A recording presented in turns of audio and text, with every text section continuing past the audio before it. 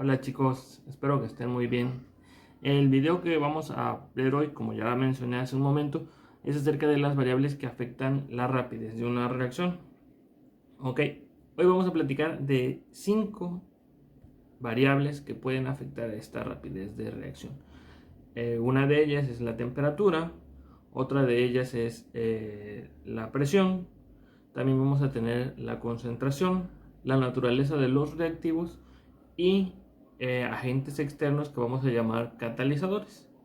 Recuerden que es muy importante para entender la rapidez de una reacción recordar que para que una reacción química suceda deben de ocurrir 3 cosas muy importantes: que haya choques con la suficiente energía y en la posición adecuada.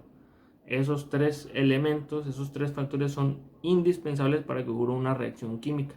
Y esos 3 factores nos van a ayudar a entender cómo estas 5 variables son importantes para determinar qué tan rápida o lenta va a ser una reacción. Para ayudarnos con la explicación del día de hoy, vamos a tomar como ejemplo una reacción muy sencilla y una reacción ficticia, eh, que todos hemos oído alguna vez, ¿no?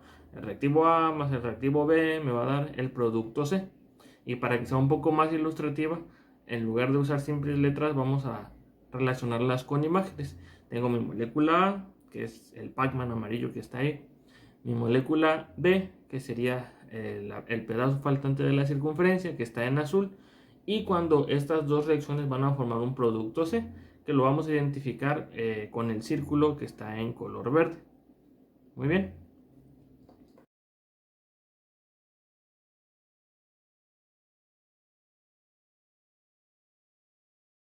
Ahora, como primer variable que vamos a estudiar va a ser la temperatura.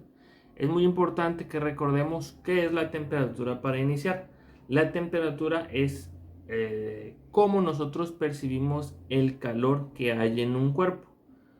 Una alta temperatura significa que hay mucho calor en ese cuerpo. En este caso vamos a hablar de moléculas. Una baja temperatura significa que hay poco calor en dicho cuerpo. ¿Ok? Ese es un concepto muy importante que ya debemos de dominar. Bueno, el calor en los cuerpos se relaciona con el movimiento de las moléculas. Una molécula que tiene alta temperatura, mucho calor, se va a estar moviendo mucho. Va a haber mucho movimiento en esa molécula, se va a estar moviendo a través de todo el espacio que la contenga, va a estar vibrando y rotando dentro de sus propios ejes. ¿Ok? Entre mayor sea la temperatura, mayor movimiento va a haber. Entre menor sea la temperatura, menor movimiento va a haber. Eso porque afecta a la reacción. Recuerden que para que algo reaccione, nosotros necesitamos que haya un choque lo suficientemente fuerte. Si las moléculas van muy despacio, no tienen suficiente energía, aunque ese choque se dé en la posición adecuada, no va a haber reacción. ¿Por qué? Porque no se dio con la suficiente energía, con la suficiente velocidad. En cambio, si las moléculas vienen con suficiente energía, suficiente velocidad, cuando choquen en la posición adecuada y con la fuerza adecuada, se va a dar una reacción química y ya vamos a obtener nuestro producto C. ¿Ok? Entonces, para que la molécula pueda tener esa velocidad adecuada, necesita una temperatura adecuada. A esa temperatura adecuada también se le conoce como temperatura de reacción. Si nosotros superamos esa temperatura, es decir, si nosotros elevamos más esa temperatura, ¿qué vamos a obtener? Que la molécula se mueva más rápido.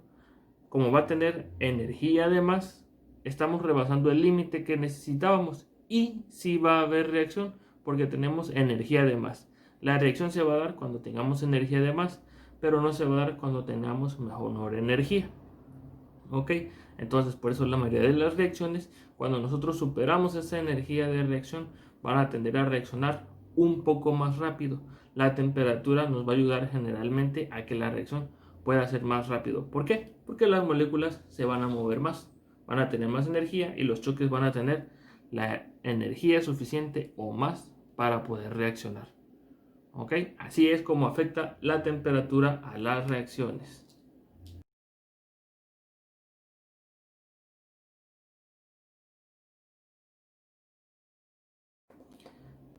Ahora, la segunda variable que vamos a analizar es la presión. Recuerden que la presión es la fuerza que ejerce un cuerpo sobre un área determinada. En este caso, la presión va a estar más involucrada con el volumen y el espacio que hay disponible para las moléculas. La presión, vista desde el punto de la cinética, de la rapidez de reacción, nos indica el espacio disponible para que las moléculas gaseosas puedan estar paseando. Acuérdense que un gas va a ocupar todo el volumen del recipiente que lo contenga, como en el caso del pistón. Cuando el pistón está en su mínima extensión, hay un espacio muy grande. Todas las moléculas van a estar ahí, flotando, moviéndose, vibrando por todos lados. Pero cuando el pistón se acciona, ese espacio se reduce, ese volumen es más pequeño. Las moléculas ya no van a tener tanto espacio y van a estar más cerca unas de otras. ¿En qué espacio creen que vaya a ser más fácil que haya choques? ¿Cuando tienen mucho espacio o cuando tienen poco espacio? Efectivamente, cuando tienen poco espacio va a haber más choques. Y acuérdense que para que haya una reacción química necesitamos choques fuertes en la posición adecuada. Entonces, una alta presión hace que el volumen disponible sea más pequeño, lo que va a significar que va a haber más probabilidad de choques. Así es como la presión afecta a la rapidez de reacción.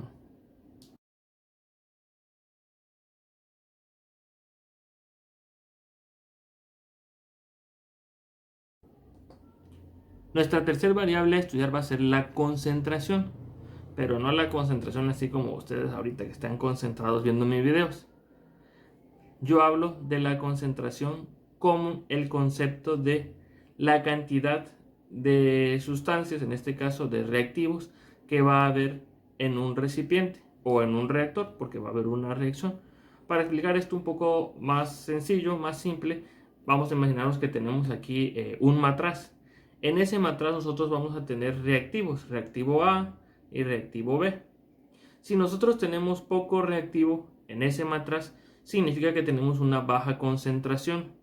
La probabilidad de que las moléculas A se encuentren con las moléculas B va a ser muy baja. ¿Por qué? Porque hay mucho espacio para que ellas puedan estar interactuando y va a ser poco probable que se encuentren unas con otras. Ahora, si yo aumento la concentración de A, va a ser más probable que la molécula B choque con alguna de estas moléculas A y se vaya a dar la reacción química. En este caso la velocidad aumentaría, pero no habría tanto producto porque el reactivo B se acabaría muy rápido. Ahora, si en ese mismo matraz, en ese mismo reactor, yo tengo muchas moléculas de A y muchas moléculas de B, va a ser mucho más probable que las moléculas de A se choquen con las moléculas de B y también voy a tener un mayor rendimiento porque va a haber probabilidad de que haya más reacciones de A con B y obviamente vaya a producir yo más moléculas del tipo C. Así es como la concentración nos aumenta la rapidez de reacción. Cuando hay una alta concentración, hay más probabilidad de choques.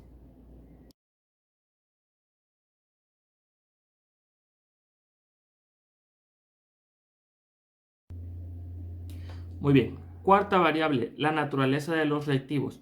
Hay un gran número de características que pueden afectar la rapidez de la reacción, pero yo les voy a platicar de una que es de las más importantes, el estado de agregación en el que se encuentran los reactivos. ¿Ok? Les voy a hacer el ejemplo de la reacción A más B para que entendamos por qué el estado de agregación puede llegar a afectar la rapidez de reacción. Bueno, primero vamos a imaginarnos que tanto A como B son gases. Van a tener libertad para moverse por todos lados hasta que se encuentren, choquen con la suficiente fuerza y en la posición adecuada y se dé la reacción. Tienen esa libertad para moverse y cuando se encuentren van a reaccionar. ¿Ok? Ahora, si fueran líquidos, yo tendría un vaso con la sustancia A o B en este caso. ¿Ok? Otro vaso, ese sí va a tener la sustancia A. Para que puedan reaccionar, pues yo no voy a dejar los dos vasos separados, como en el caso de los gases. El gas se saldría y empezarían a reaccionar. No, en el caso de los líquidos yo tengo que vaciar el líquido A en el líquido B. Y puede que empiece la reacción, pero también puede que no. Para asegurarme que la reacción inicie, lo que yo puedo hacer es agitar el vaso hasta revolver el líquido A con el líquido B. Cuando yo esté revolviendo el vaso, voy a hacer que las moléculas empiecen a interactuar entre ellas, entren en contacto y ya pueda haber una reacción A con B. ¿Ok? Entonces, en el caso de los líquidos es un poquito más difícil, pero únicamente hay que juntarlos y ayudarles con lo que es la agitación. Una buena agitación nos va a ayudar a tener buen rendimiento de reacción. Pero ¿qué pasa en el caso de los sólidos? Es muy poco probable que dos sólidos reaccionen entre ellos por el problema de que no se pueden mezclar también, aunque no es imposible. Hay algunas maneras de hacer que dos sólidos reaccionen entre ellos. Vamos a poner un ejemplo más sencillo que podemos ver en nuestras casas. Vamos a suponer que yo tengo un sólido de puras moléculas A y lo dejo a la intemperie. En el aire hay moléculas B. Esas moléculas B van a estar flotando y en algunos casos van a chocar con el sólido de moléculas A. Cuando esas moléculas gas o líquido choquen con mi sólido, van a reaccionar, pero dense cuenta que únicamente reaccionaron las que están en la superficie, porque de un sólido solamente la superficie está en contacto con el aire o con el líquido que lo vaya a mojar. En el interior, las moléculas que están más adentro del cubo, en este caso, no van a reaccionar, ¿ok? Porque es un poco más difícil que el sólido reaccione con otros estados de agregación, con otro gas o con otro líquido, inclusive con otro sólido. Ese ejemplo es muy común cuando nosotros vemos un clavo oxidado. Si ustedes toman un clavo oxidado y lo raspan un poco, se van a dar cuenta que al quitar el óxido queda el metal sin oxidar. ¿Por qué? Porque el oxígeno que estaba en el aire no pudo penetrar adentro del sólido. Eso es lo que pasa en este ejemplo. Y bueno, así podemos ver que es más fácil hacer reaccionar unos gases que hacer reaccionar un sólido, ¿ok? Aunque combinando las otras variables que hemos visto, también se pueden hacer reaccionar los sólidos. Y así es como el estado de agregación, que es uno de las propiedades o de la naturaleza de los reactivos, afectan a la rapidez de reacción.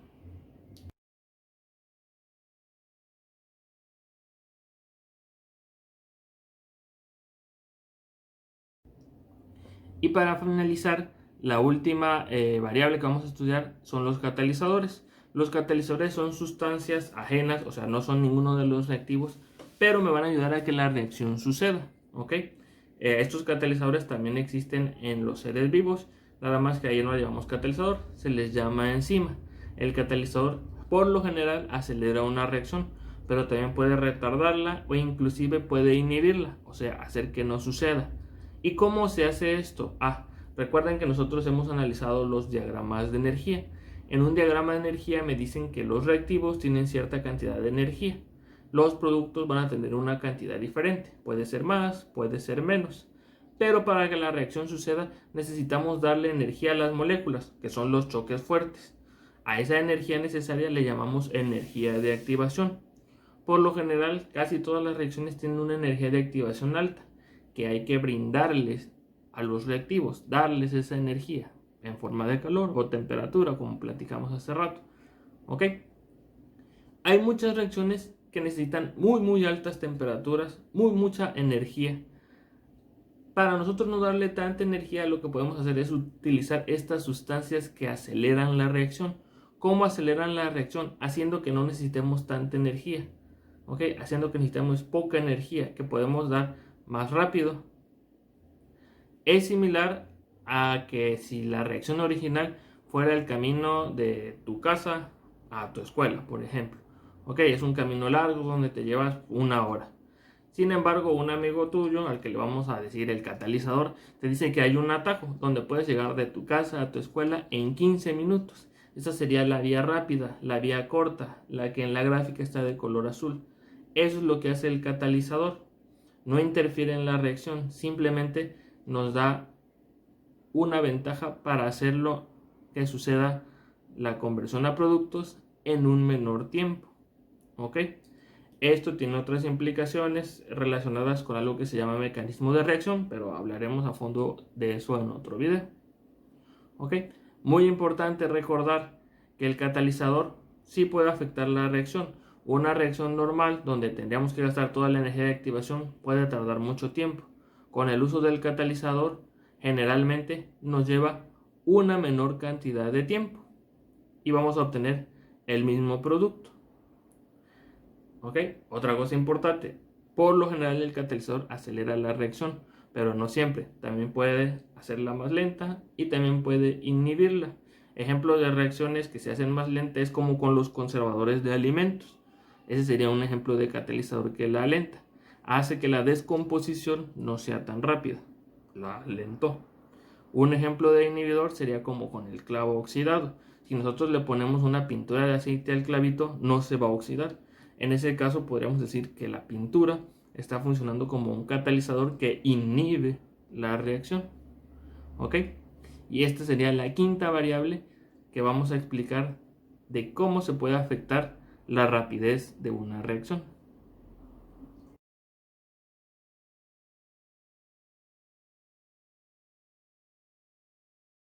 Como actividad propuesta para el análisis de este video, les sugiero que realicen tanto de manera física o de manera digital un organizador gráfico donde expliquen en sus propias palabras cómo las variables vistas en este video ayudan a poder manipular la rapidez de una reacción.